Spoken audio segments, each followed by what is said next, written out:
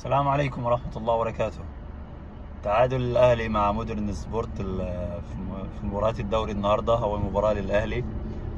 يعني مش شايف بصمة المدرب الأهلي ريبيرو. برضو عندي تحفظ في الصفقات اللي جابها الأهلي، يعني باستثناء زيزو ومرعي طبعا. شكري مش بمستوى الأهلي، ده رأيي المتواضع طبعا. تريزيجيه طبعا لاعب كبير ونجم كبير، بس لسه العطاء بتاعه يعني ما اداش اللي عنده. تريزيجيه بتاع منتخب مصر يمكن عامل السن.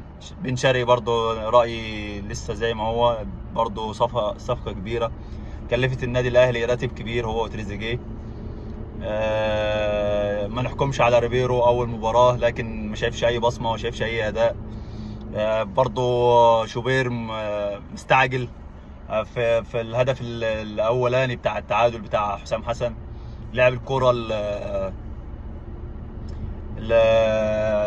على ناحية الشمال لكريم فؤاد واتقطعت، جا منها الهدف من حسام حسن. برضه في كرة مستعجل بيها، عاوز يجيب الكرة ويلعب بسرعة، الحكم حسبها كورنر. لعيبة الأهلي الدفاع برضه يدخل فيك هدفين في أول الدوري ده من كرة بينية وكورنر برضه ضربة بالرأس. واحنا والاهلي جايبين كورتين، هدفين بكور ثابته، من واحده كورنر واحده فاول. فين اللعب، فين الاستحواذ، فين البينيات، فين العرضيات المتحركه، فين الشوط، فين التسديد؟ ما شفتش كل ده الصراحه، يعني يمكن اول مباراه، ولكن عندي تحفظ لاداء الاهلي في اول مباراه. ويمكن اي لاعبين 8 لاعبين في الاهلي بميزانيه انديه في مصر في موسم كامل. يعني مثلا نحط تريزيجيه مع زيزو هتلاقيهم ميزانيه كام نادي في مصر. فمش معقوله الاهلي بالسكواد ده بالصرف ده كله ويبقى الاداء ده كده يعني.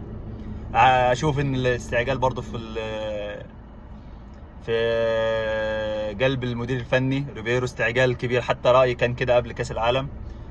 ولكن احنا هننتظر لسه بداية الموسم وهنشوف. بس اظن انه هو يعني يا دوبك مدرب موسم واحد بس. لا ده لو كملوا يعني، ده رأيي المتواضع يعني.